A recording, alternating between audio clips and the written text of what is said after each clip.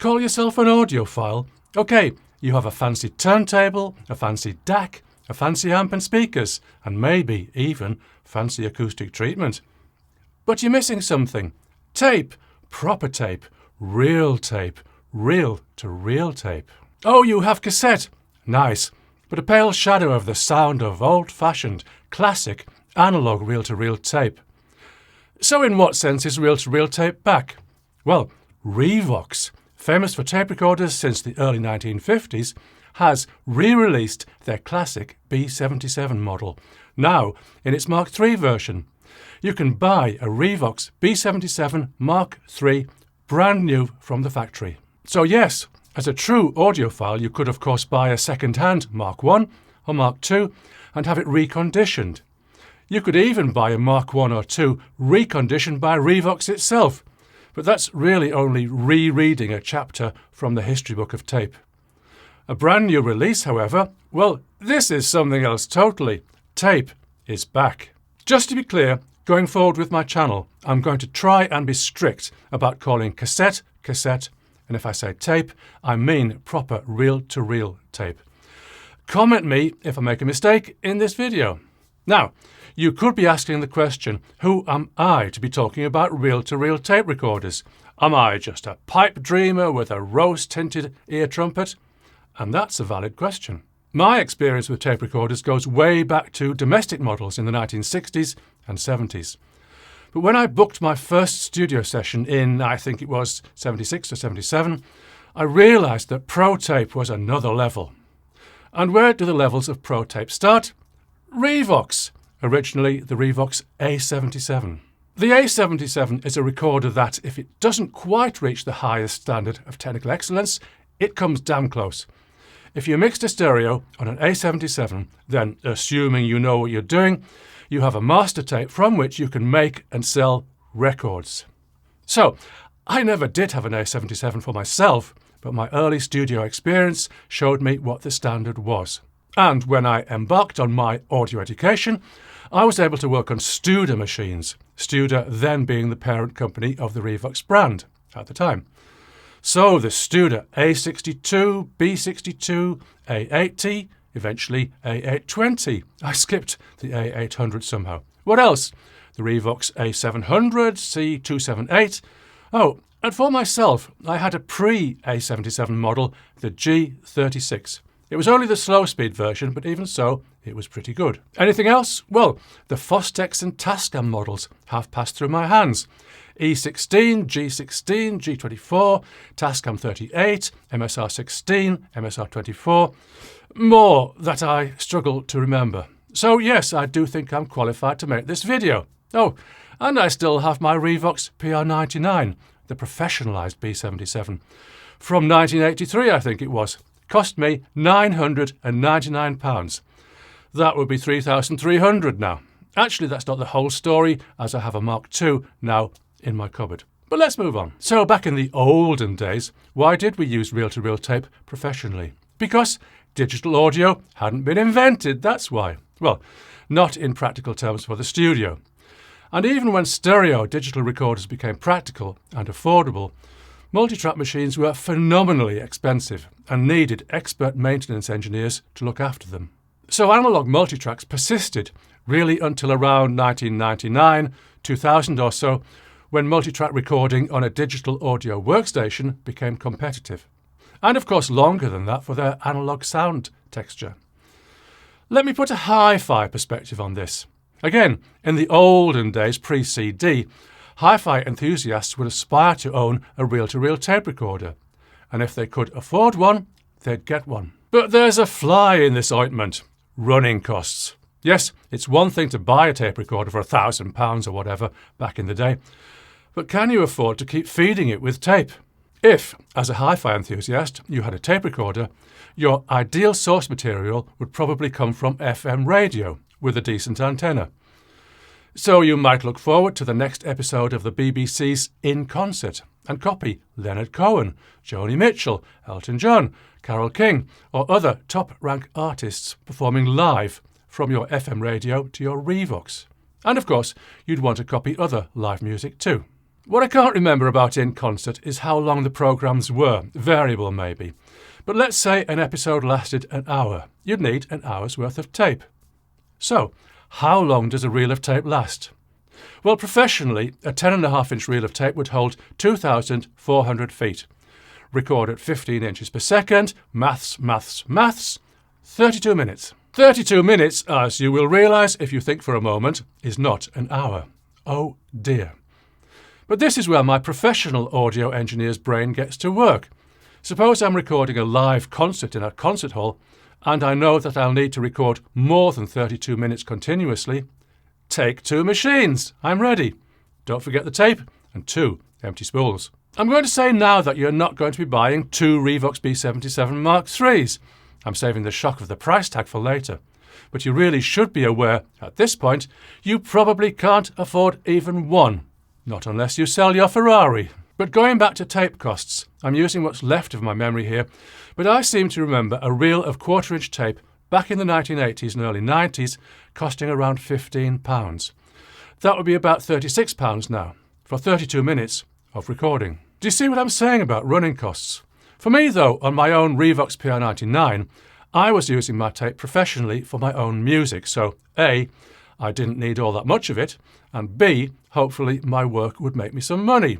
Which it did, and the tape was an expense I could write off against my tax. As an audio professional, I can do that. You, as a hobbyist audiophile, cannot. I'll just throw in here that not only do you have to buy your tape out of your after-tax earnings, if you're not buying it for your business, you also have to pay sales tax on it, 20% VAT in the UK. Let me flip forward to today and reassure you that you actually can still buy reel-to-reel tape. RTM is the company you'll be looking for, recording the masters.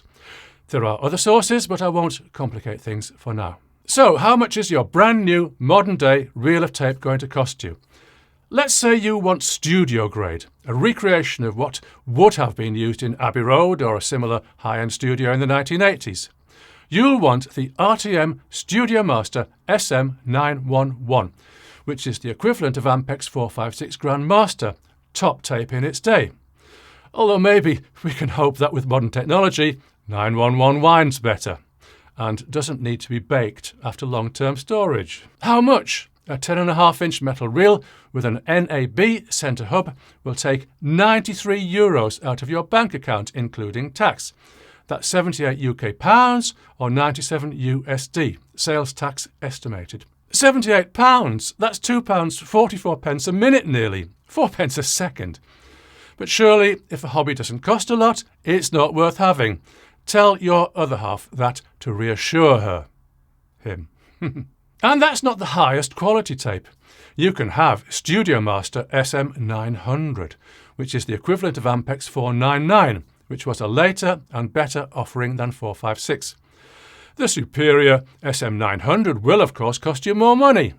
Actually, just €1 more, plus tax. I'm finding that a little odd, but hey, since I'm not going to be buying any myself, I'm not going to worry about it. So how can we cut costs? Well, you, can record at 7.5 inches per second, 64 minutes per reel and costs halved, at the expense of not so good top-end response, a little more noise, and, in my experience, a slightly more granular sound. Professionally, I've never recorded at 7.5, except on one occasion at the Queen Elizabeth Hall in London, where the fee to make a recording was just £15, if you recorded at 7.5. Record at 15, and it was way more, over 100 if I remember. It didn't matter so much, I was recording on a Nagra 4S, which sonically, I reckon, is the best tape recorder I've ever used.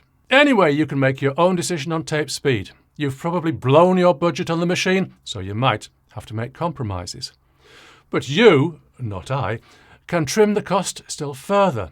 Long play tape on a plastic spool. I'm going to tell you that a plastic spool doesn't quite so much look the business. And of course, as an audiophile, you will want things to look good, or your bragging rights will be severely diminished. So, €63, £52, $65, a useful saving. But what's this business about long play tape? Well, it's easy enough. long play tape is thinner than standard play. Standard play tape is what we professionals call just tape. So with long play tape you get more tape on a reel, 3,600 feet on a 10.5-inch reel. That's 48 minutes rather than 32, a useful bonus. Of course, there's the compromise that, I don't know for sure, but I suspect that you can't record to as high a level, therefore there's more noise. I don't know of any other issues, maybe tangleability, but I don't know. This is where my knowledge is lacking because I've never used long play tape professionally. The question that forms in my mind is, does long play tape at 15 inches per second sound better or worse than standard play at 7.5? When you buy your ReVox and find out for yourself, drop me a comment. You can, by the way, save more by buying your tape as a pancake without the spool. There's this funny thing that Europeans do, using a spool with only one flange, onto which they put their pancake. Not for me, I'm afraid. I'm British. And if you, as you should not, mount your B77 vertically, what's to go wrong? Going back a bit, I mentioned NAB, NAB Centre Hub. NAB, National Association of Broadcasters. USA, of course, which developed a standard for this. There are others such as the Cine Hub, but NAB is the best. Oh, does the B77 Mark III come with NAB adapters because it always did have Cine centres as standard? I don't know, but if not, you can buy a pair from RTM for €112, $117, £93. That's for a pair, thank the Lord. Now, buyers are going to fall into three categories. Studios that want the tape sound without having to resort to an ancient refurbished machine. The tape sound is interesting. It isn't better than digital, but it's something to like for production. And I haven't yet heard a convincing digital emulation. Then, of course, enthusiasts, hobbyists, and audiophiles. I think I can split the non-professionals into two groups. One consisting of people who want to actively play with the analog reel-to-reel sound. Not necessarily to make their own music, but get involved, perhaps deeply involved. They'll want to play with the options of NAB or IEC equalization. Tape speed, of course, and at 15 inches per second, the option of 320 nanowebers per metre or 510 nanowebers per metre. That's the magnetic operating level on tape, and I assume the switching controls the VU meter calibration. And you can play with a choice of recommended blank tape stock. Well, play away to your heart's content, and bear in mind that there are much deeper levels to dive into if you wish. Oh, there's an editing block. You can cut and splice your costly tapes. But the other kind of enthusiast, the true audiophile, may want to regard reel-to-reel tape as the ultimate listening experience. Perhaps superior even to vinyl. There, I said it. So here we have the ReVox Analogue Master Tapes collection. Yes, you can buy tapes just like you would buy vinyl, except more expensive. But audiophiles will love that. So you can, if you have a fat enough wallet. George Duke, the best of the MPS years, €480. Bartók's Concerto for Orchestra, performed by the Boston Symphony Orchestra, conducted by Raphael Kubelik, €480. Alice Cooper, Road, €480. Spent up yet? Today, I see 22 titles available, if I've counted correctly. €10,560, $11,000. Fortunately, including tax, phew. So now might be the time to think about what the ReVox B77 Mark III costs. Okay, let's break you in gently. I'll give you prices in USD. I think I'm seeing prices including tax, but it may vary according to where in the world you are. And bear in mind, there may also be import duties. So on eBay, if I look at listings that have sold, and who knows what condition, a ReVox B77, which would be a Mark I or Mark II, of course, $1,250, give or take. A bargain if the condition is good. A B77 Mark I, refurbished and brought up to spec by ReVox itself, $8,600 USD. B77 Mark II, again refurbished by ReVox, $8,980. Here we go. The B77 Mark III. $15,950. $15,950. $950. This, plus tape, plus nab adapters, plus, well, you're going to need regular servicing. It's the cost of being an audiophile. But despite the high price tag, what's not to like? Tape is back. See you soon.